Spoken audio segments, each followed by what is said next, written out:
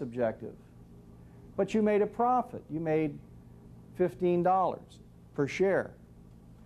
Take your profit and get out. Because if you're a typical person who has, you've done this and you say, oh, it's going to 70, I'm going to get out. And son of a gun, it went to 75, I better hold on. Whoa, it went to 80. Oh, it went up to 100, I'm never letting stock. And then all of a sudden, down to 38. Don't be greedy. Take your profit and get out.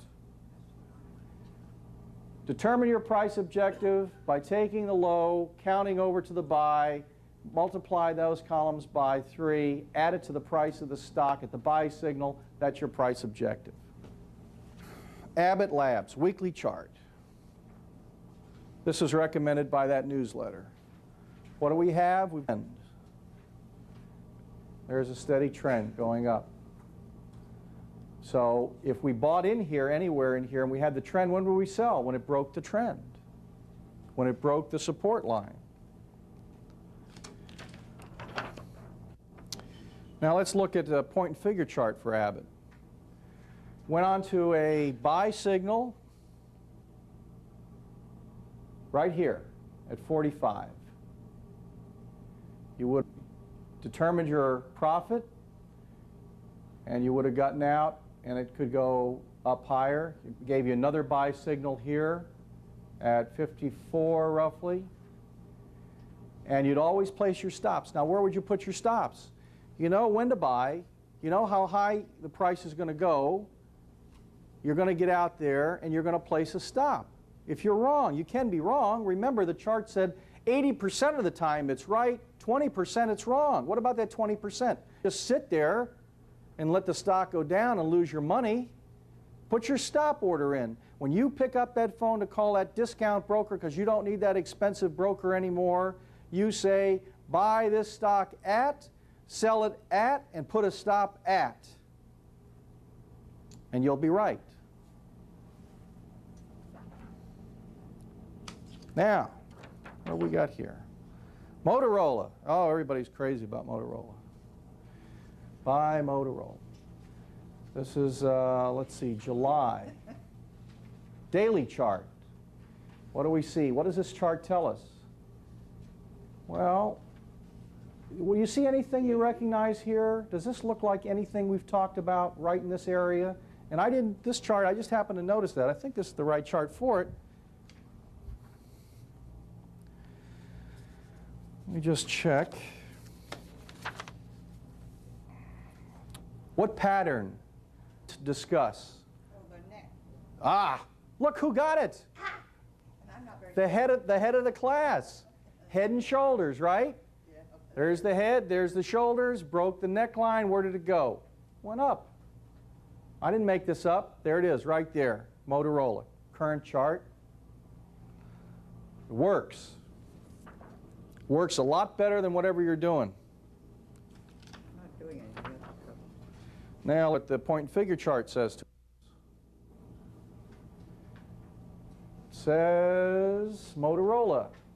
As of this date, what is it, 7/1/96? Motorola was not yet on a buy signal. It went on a buy signal there, but we'd have to count over. And another thing, just because it's going to make a profit or it's on a buy signal doesn't mean you buy it. You don't want to buy it unless you're going to make at least 50% on it. So don't buy something where you're only going to make like, at a $60 stock. Don't waste your time, because then those costs of that big broker that your husband's using will wipe you out. It just doesn't make sense to spend that much money. Commodities. Nobody wants to invest in commodities because they're all chicken, because they know somebody told them you're going to lose all your money. And you're right, because you have no business investing in commodities. You don't know what you're doing. You don't even know what you're doing in stocks probably, but stay the heck away from commodities as far as making your own decisions. But get a good money manager in the commodities market and you will outperform the stock market. There's all kinds of books available on this. And there's a fellow, Trader Vic, wrote a book. never had a losing year in the commodities market, outperformed the S&P 500 every single year. But there's not that many. You want to trade with him, he's starting at $450,000. Some guys won't trade for less than $1 million because they have an incentive fee. If I make a profit, then I get a percentage of the profit. And originally, some of them would say, and if I take a loss, I'll pay you a part of the loss. That's how confident they are. What is the commodities market? Corn, wheat, cattle, indices, and every rate of it because of risk. The reason for risk in the commodities market is leverage, tremendous leverage. If you could buy a house today for $10 and sell it tomorrow for, and the house was worth $100,000 and you could sell it tomorrow for $120,000, you're using leverage. It used to be in the stock market that the stockbrokers or the houses would set the minimum amount, and it's varied throughout history. Now it's 50% when you buy on margin. On the commodities market, be 5%. It's not even, it's called good faith money. So you have tremendous leverage, and if you're right, you're rich, and if you're wrong, you're poor. So don't do it unless you know what you're doing. If you want to learn what you're doing, take 4 years off and read everything there is and invest. Do invest in commodities or indices in commodities because it shows in modern portfolio theory it reduces your risk. Why? Because the commodities market does not follow the stock market.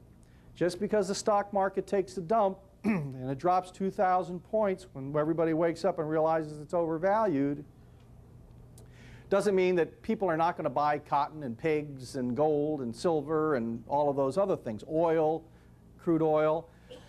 Now, how do you determine risk? We have something called the Sharpe's ratio, and you can tell what a money manager is doing in terms of whether or not he is a risky guy. You can have two money managers, each making, say, 5%, but in the history of one, the price or his return will go up and down, and you'll have a heart attack, and it'll be going down and up and down, and the other one will be going up and down and up, and you'll feel okay with him. So the management style is determined by Sharpe's ratio, and it's a formula based on standard deviation over the risk-free amount of money that you can earn. And what is risk-free? T-bills. It's a standard, T-bills, risk-free. And we saw how they performed over a history of the market. So a few thoughts. Who else but the public buys stock by the millions of shares in the top range? Buy low, sell high. Success in the stock market is attempted by so many who are so unqualified. It's able to beat the market taking small profits. And what makes you think the stock will go up? So our objectives today have been to make money for you, to make you responsible for your own investments, to show you how for 100 years people have done that,